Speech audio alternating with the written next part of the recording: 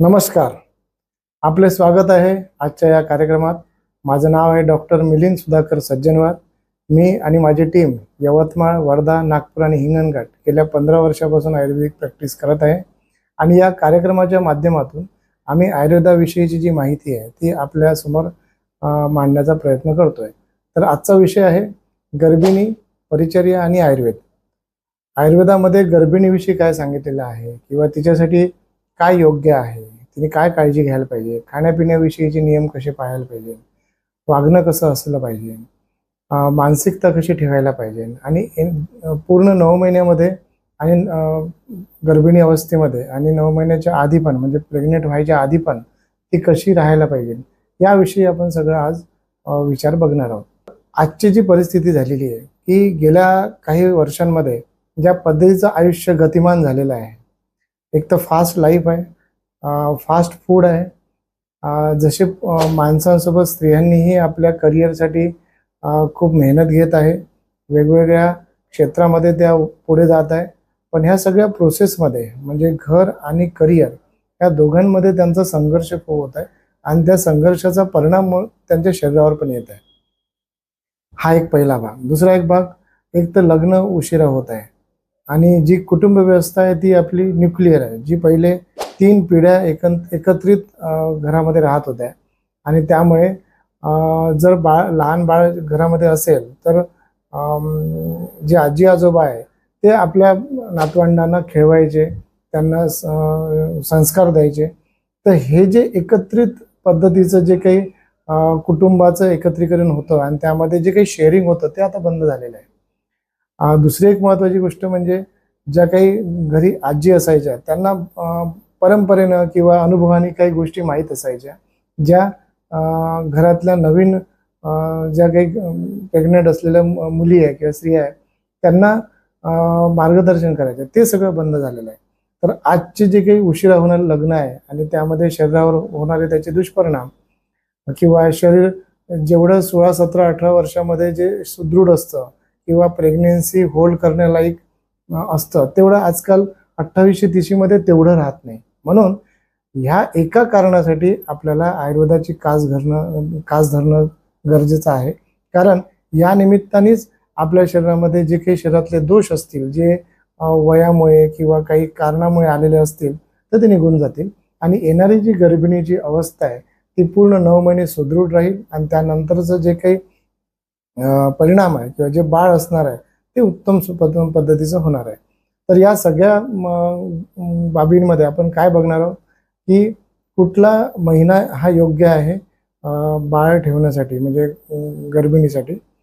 तर एखादं जोडपं उत्सुक असेल आणि त्यांना जर बाळ ठेवायचं असेल तर त्यांनी वर्षभराचा मध्ये जर आपण काळ बघितला तर आयुर्वेदाने 2 पद्धतीचे काळ सांगितले आहे, एक आदान काळ आणि एक विसर्ग काळ। तर आदान काळामध्ये असं आहे की आपल्या शरीरामधली शक्ती ही ऱ्हास होत असते आणि विसर्ग काळामध्ये आपल्याला ती शक्ती मिळत असते, कारण की सूर्याची किरणे कशा पद्धतीचे पृथ्वीवर पडतात त्याचा संबंध आपल्या शरीराच्या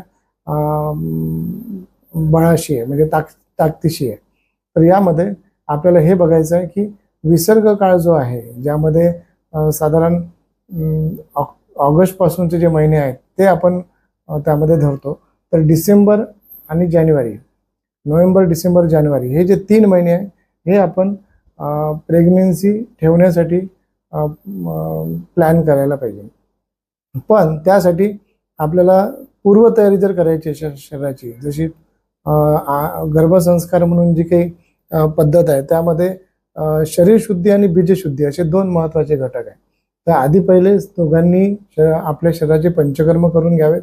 वसंत ऋतूच्या सुरुवातीला वमन ही पंचकर्म करता येईल, शरद ऋतूमध्ये आपल्याला विरेचन ही पंचकर्म करता येईल आणि वर्षा ऋतूमध्ये त्यांना बस्ती ही पंचकर्म करता येईल। हे झाले ऋतूनुसार करण्यात येणारे पंचकर्म जे स्वस्थ व्यक्ती आहे। पण जर एखादा काही व्याधी असेल किंवा शुक्रामध्ये काही दोष असतील किंवा एखाद्या स्त्रीला गर्भाशयामध्ये काही दोष असतील तर त्या अनुषंगाने येणारे पंचकर्म आणि औषधोपचार हे वैद्यांच्या सल्ल्यानुसार आपल्याला त्यावेळेस करता येईल। पण जर इन जनरल जर आपल्याला बघायचं असेल तर कुठला महिना चांगला आहे तर मी असं म्हणेल की जो हिवाळ्याचा महिना आहे, ज्यामध्ये आपल्याला भूक चांगली असते, बल चांगलं असतं आणि त्याचा बेनिफिट आपल्याला घेता येईल. आणि या महिन्याला धरून तुम्ही तुमची प्रेग्नन्सीची जी काही प्लॅनिंग आहे ती करता येईल. बरेचदा आयुर्वेदामध्ये असं पण वर्णन आलेलं आहे की जे काही तिथी आणि पंचांग आहे त्याचंही आपल्याला यासाठी मार्गदर्शन घेता येईल. सगळ्यात महत्त्वाचं अजून याच्यानंतर आहे की प्रत्येकाने आपल्या प्रेग्नन्सी ठेवण्याचा जो कालावधी आहे जोडप्याने, त्यामध्ये जेवढ्या लवकर तो निर्णय घेता येईल तो चांगला राहील. कारण जेवढा तुम्ही तो निर्णय उशिरा घ्याल तेवढा तुमच्या शरीरा म्हणजे गर्भासाठी आणि गर्भिणीसाठी तो थोडा नुकसानकारक राहील. कारण की जेवढं शरीर नवीन आणि तरुण तेवढं प्रेग्नन्सीचा आणि डिलिव्हरीचा जो पिरियड आहे आणि त्यावर नंतरच्या सगळ्या प्रोसिजर आहे ह्या सोयीस्कर होणार आहे. पूर्वीच्या काळी काय व्हायचं की 15, 16, 17 या कालावधीमध्ये प्रेग्नन्सी राहायची. तर 16, 17च्या पुढचं जे काही वय आहे त्या वयामध्ये जेवढं शरीराची जी काही डिलिव्हरी झाल्यानंतर जी काही हिलिंग कॅपॅसिटी आहे ती जास्त असायची. म्हणून त्यांचे 7-8 डिलिव्हऱ्या असूनही त्यांना कुठले गर्भाशयाचे दोष नसायचे आणि त्यांचं पूर्ण आयुष्य त्यात चांगल्या सुदृढपणे जगायचे. त्याच्या मागचं कारण असं असायचं की ती जे पाळी आल्यानंतरचे जे नियम असायचे ते पूर्ण पाळायचे आणि डिलिव्हरी ह्या पहिले कमी वयात व्हायच्या. पण आजच्या काळात आपल्याला हे शक्य नाही. तरी पण जरी आपलं वय झालं असेल तरी आपण पंचकर्माच्या अनुषंगाने आणि आयुर्वेदाच्या मदत घेऊन आपण यातून आता यामध्ये एक महत्त्वाची गोष्ट आहे की जसं आता गर्भसंस्कारामध्ये जर शरीर शुद्धी आणि बीजशुद्धी आपल्याला जर जोडप्यांना असं वाटत असेल की आपल्यासाठी ती करून घ्यायला पाहिजे तर जवळच्या वैद्यांकडे जावं आणि या गोष्टीविषयी त्यांना सांगावं. तर आपण वमन, विरेचन आणि बस्ती आणि काही रुग्णांमध्ये रक्तमोक्षण या पंचकर्माचा अनुषंगाने त्यामध्ये उपयोग होतो. आणि नस्य ही जी उपक्रम आहे तो तर फार महत्त्वाचा आहे.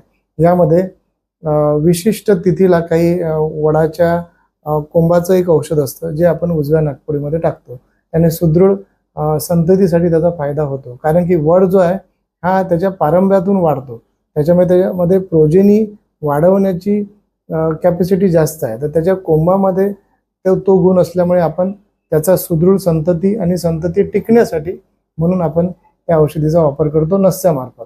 तर शरीर शुद्धी म्हणजे पंचकर्मामधलं जे वमन आणि विरेचन आहे ह्या दोन पद्धतीने शास्त्रोक्त पद्धतीने करून घ्यायला पाहिजे. त्यामध्ये सगळ्यात महत्त्वाचं की पोटामध्ये जर समजा जोडप्यांच्या पचनशक्ती जर विकृत असेल किंवा बिघडलेली असेल तर त्यामध्ये त्यांचं आधी पोट साफ होणं रेग्युलर आणि भूक लागणं ह्या दोन गोष्टी फार महत्त्वाच्या आहे. आणि त्या होत असताना मग त्यांना 7 दिवसाला पूर्ण अंगाला तेल लावणे आणि मालिश करून स्टीम देणे आणि पोटामध्ये वाढत्या प्रमाणामध्ये गाईचं तूप खाणे हा एक 7 दिवसाचा प्रोसिजर असतो.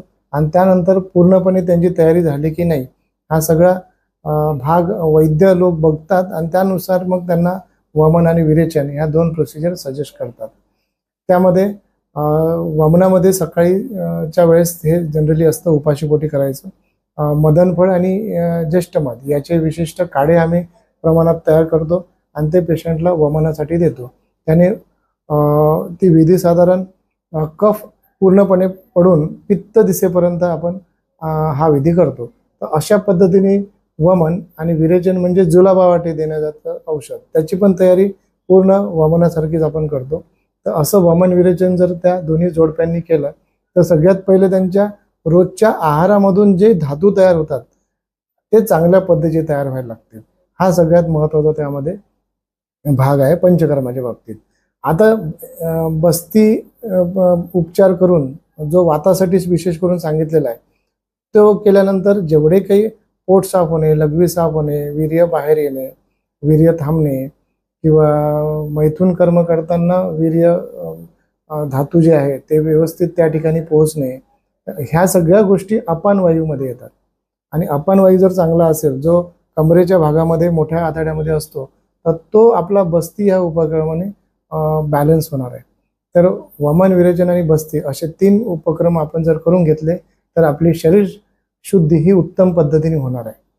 आता बीजशुद्धीसाठी काही उपचार आलेले आहेत किंवा काही औषधं आलेले आहेत, की बरेचदा आपण सोनोग्राफीमध्ये किंवा स्त्रियांचा तर आपल्याला दोष दिसून जातात, पण पुरुषांचे दोष आपल्याला धातू जे आपण स्पर्म ॲनालिसिस करतो त्यामध्ये दिसतं.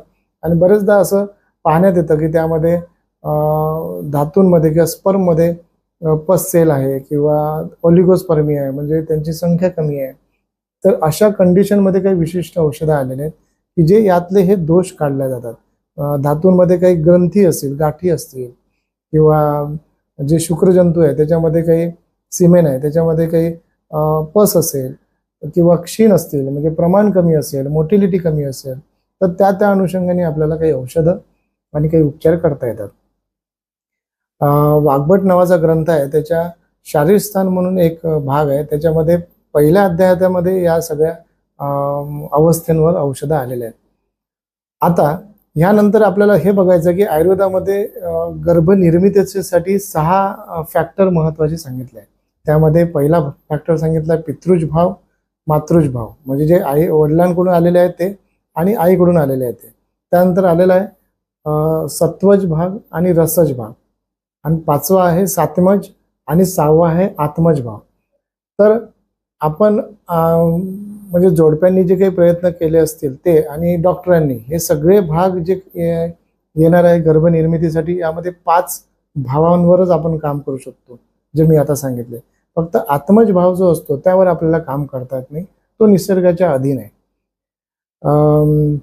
जुन्या काळी पुत्र कामेष्टी यज्ञ असे करायचे की ज्यामध्ये उत्तम पद्धतीचा पुत्र किंवा संतती व्हायला पाहिजे. त्यासाठी राजा दशरथ यांनी तो यज्ञ केलेला होता आणि त्यामध्ये त्यांना चांगल्या गुणवान संततीची प्राप्ती झाली. तर हा जरी आपला जुन्या काळामध्ये असलेला जरी योग असला तरी आपल्याला ती भावना किंवा ते विचार आपल्या डोक्यामध्ये ठेवून तसे आपण प्रयत्न करायला पाहिजे. तर हे एवढ्यासाठी सांगणं आहे की कुठली संतती आपल्याला होणं यासाठी सर्वांगीण विचार होणं फार गरजेचं आहे. फक्त 2 शरीर जवळ आले आणि संतती राहील इतकं हे प्रकरण नाही आहे. त्यामध्ये जे काही दोष येणार आहे, शारीरिक दोष असतील, मानसिक दोष असतील, भावनिक दोष असतील, हे सगळे आपल्याला जर काढायचे असतील किंवा कमी करायचे असतील आणि उत्तम संतती व्हायची असेल तर प्रत्येक बाबींचा विचार करणं इथं अपेक्षित आहे. तर जसं आता एखाद्या कुटुंबामध्ये अतिप्रमाणामध्ये तिखट, खारट आणि आंबट खाण्याची जर सवय असेल तर ते त्या आहारापासून बनलेलं ते शरीर राहील आणि त्या शरीरापासून मग येणारी जी काही पुढची पिढी राहील किंवा बाळ राहील त्याला पित्ताचे, रक्ताचे किंवा त्वचाविकार होण्याची सवय हे राहतील, संभावना राहील.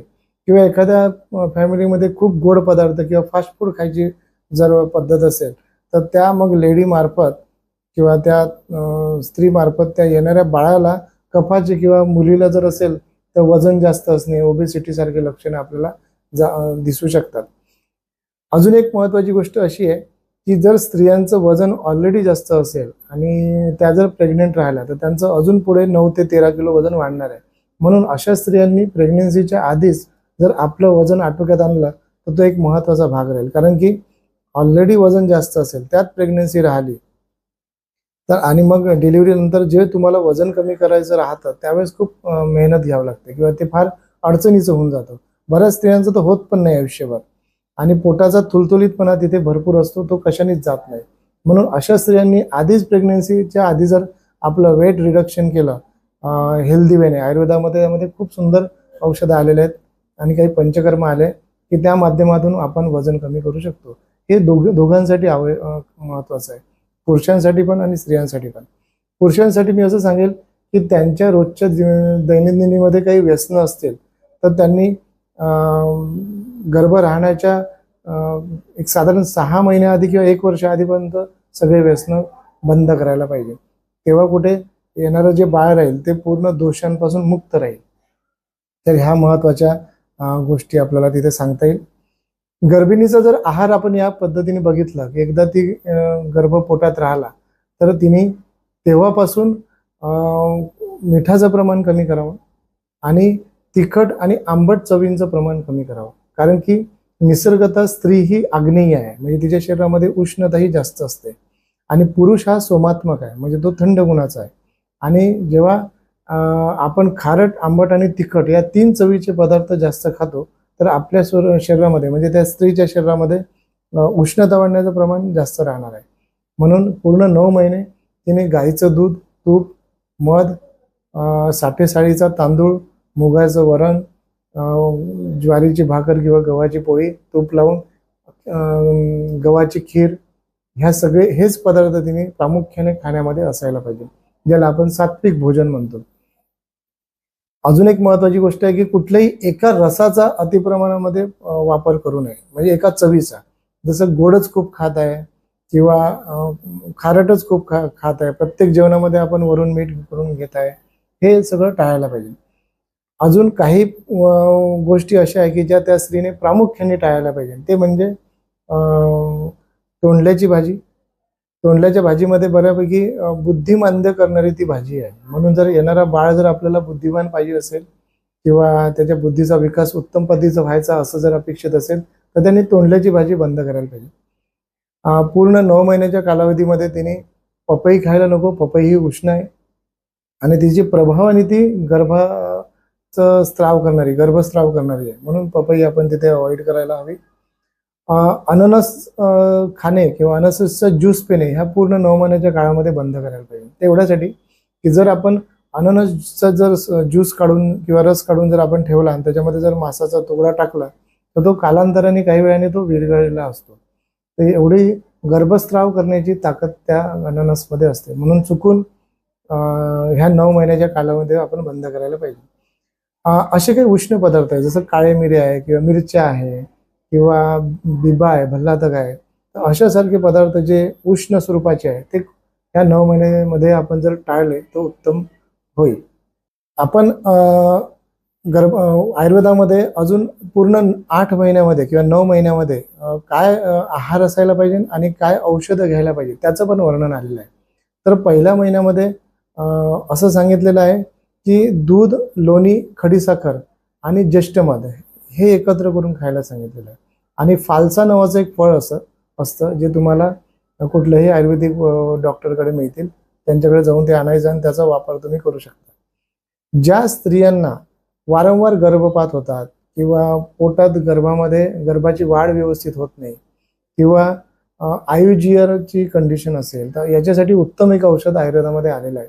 ते म्हणजे काश्मीरी नावाचं झाड आहे, त्याचे जे फळं आहेत ते फळं ज्येष्ठमध सोबत दुधामध्ये शिजवायचे आणि त्याच्यामध्ये खडीसाखर टाकून जर सकाळ संध्याकाळ ते घेतलं तर गर्भाचं वाढ उत्तम होते, त्याचा वर्ण सुधारतो, त्याला ताकद मिळते. आणि हे सगळं होत असताना जी आईचं जे एक्स्ट्रा वजन वाढतं ते वाढत नाही, फक्त बाळाचंच वजन याच्यामध्ये वाढतं आणि गर्भ पूर्णपणे 9 महिन्यामध्ये त्याचं वाढ चांगली होते. तर हे औषध जवळच्या वैद्यांकडून जाऊन तुम्ही आणून सुरू करू शकता. दुसऱ्या महिन्यामध्ये साठेसाळीचा जसं मी भात सांगितला, त्याचा मुगाचं वरण आणि तो भात याचं सेवन करता येईल. गाईचं दूध आणि तूप याचं सेवन त्यामध्ये करता येईल. 6व्या महिन्यामध्ये गर्भाची बुद्धी वाढते, तर बुद्धिवर्धक पदार्थ या काळामध्ये आपल्याला घेता येईल. पांढऱ्या दुर्वा असतात, त्याचा रस रोज आपल्याला 1-1 चमचा घेता येईल. त्यानंतर सारस्वतरिष्ट नावाचं एक औषध आहे, ज्यामध्ये एक गोल्ड प्रकार पण असतो, ज्यामध्ये स्वर्ण भस्म टाकलेलं असतं, तर ते पण तुम्हाला या 9 महिन्याच्या कालावधीमध्ये घेता येईल, ज्याचा परिणाम बुद्धीवर चांगला येणार आहे. भुई कोवळा म्हणून एक औषध असतं, ज्याला आयुर्वेदामध्ये विदारी नावाचं नाव आहे. तर हे एकत्रित औषध जर दुधामध्ये घेतलं तर त्याचाही परिणाम उत्तम आपल्याला गर्भिणीसाठी आणि गर्भासाठी चांगला आहे. बाळाचा जर वर्ण उत्तम पाहिजे असेल तर अनंता नावाचं एक औषध आहे, जे जर दुधामध्ये मिक्स करून जर दिलं तर वर्ण सुधारण्यासाठी पण त्याचा चांगला उपयोग होतो. आणि ताडगोळे नावाचं एक फळ येते, तर ते जर फळ आपण खाल्लं तर तो पण गर्भाचा वर्ण सुधारण्यासाठी उत्तम फायदा करून देतो.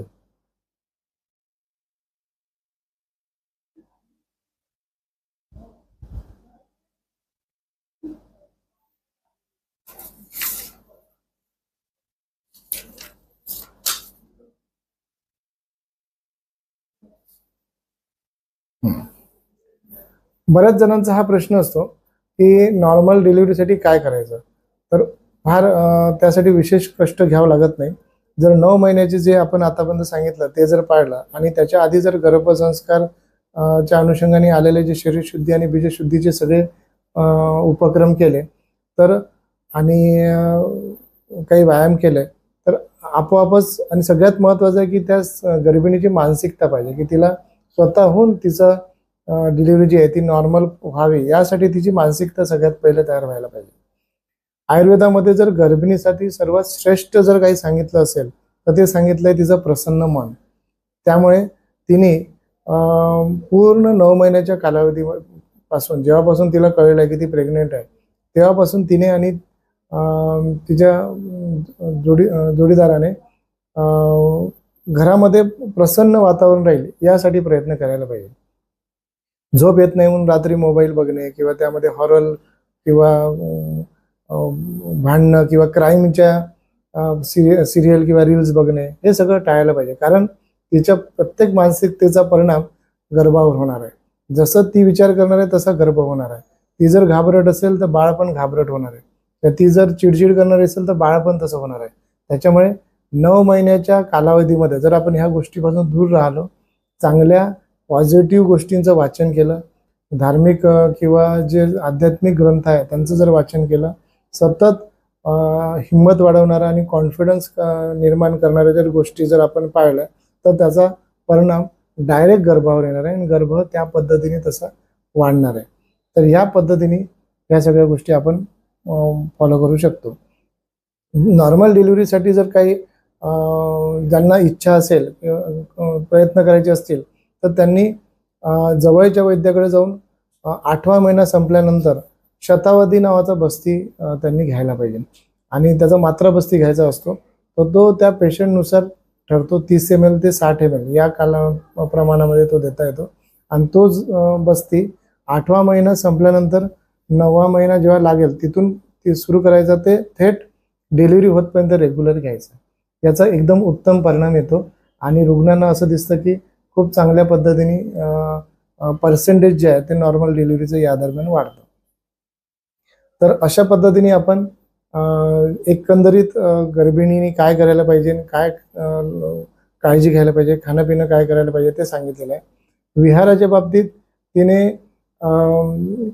या गर्भिणी असण्याचं खूप जास्त टेन्शन पण घ्यायला नको, खूप काळजी करायला नको, पण दुर्लक्ष पण करायला नको. कारण गर्भिणी ही अशा अवस्थेमध्ये असते, ती फिजिओलॉजी आणि पॅथॉलॉजीच्या मध्ये असते. त्यामुळे कधीही तिला कुठलंही लक्षण दिसू शकतं. पण तिने जर काळजी घेतली तर ह्या सगळ्या गोष्टीपासून ती दूर राहील. आपल्या घरामध्ये जे काही पडदे असतील, चादरी असतील, कपडे असतील ते सगळे सौम्य स्वरूपाचे, सौम्य रंगाचे असावे. एकदम लाल भडक किंवा काळ्या रंगाचे असू नये. कारण की हा लाल रंग हा जास्त जंतूशी आणि पॅथोजन्सशी जास्त अफिनिटी असणारा आहे आणि तो मनाला पण उग्र आहे. त्यामुळे सौम्य रंगाचे आणि शक्यतो पांढऱ्या रंगाचे कपडे, चादरी आणि जे काही सोफ्यावर वगैरे असतील तर ते आपण तशा स्वरूपाचे वापरायला पाहिजे. आणि आपलं मन जे आहे ते दिवसभर प्रसन्न ठेवायचं आहे. स्वच्छता पाळायची. रोजचा जो आहार आहे तो वेळेवर घ्यायचा. तुम्ही कितीही चांगला आहार घेत असाल पण जर तुम्ही वेळ चुकवत असाल तर तो योग्य राहणार नाही. त्याच्यामुळे आणि चांगल्या गोष्टींचं वाचन करायचं. प्राणायामामध्ये ज्यांना उष्णतेचे त्रास असतात किंवा ज्या गर्भिणींना हायपर टेन्शन आहे असं सांगितलं असेल तर त्यांनी प्राणायामामध्ये शीतली आणि शीतकारी नावाचे 2 प्राणायाम रेग्युलर पद्धतीने करायचे. असं बघण्यात आलं की जे रेग्युलर पद्धतीने हे प्राणायाम करतात त्यांचं बऱ्यापैकी जे काही BP आहे तो कमी झालेला आहे. काही स्त्रियांमध्ये हे करून सुद्धा जर BP कमी होत नसेल तर मग त्यांनी डॉक्टरांचा सल्ला घ्यायला पाहिजे. तर अशा पद्धतीने ह्या सगळ्या ज्या काही गोष्टी आज सांगितलेल्या आहेत त्या सगळ्या तुम्ही पाळा. आणि जे आता प्रेग्नन्सी ठेवण्यासाठी इच्छुक असे जोडपे असतील तर त्यांना खरंच या व्हिडिओपासून त्यांना माहिती होईल, त्यांना त्याचा फायदा होईल. किंवा तुमच्या परिचित कोणी असतील त्यांना तुम्ही हा व्हिडिओ पाठवा. आणि पुढच्या वेळेस आपण नवीन विषयासह तुम्हाला इथे भेटू आणि तुम्हाला मार्गदर्शन करू. धन्यवाद.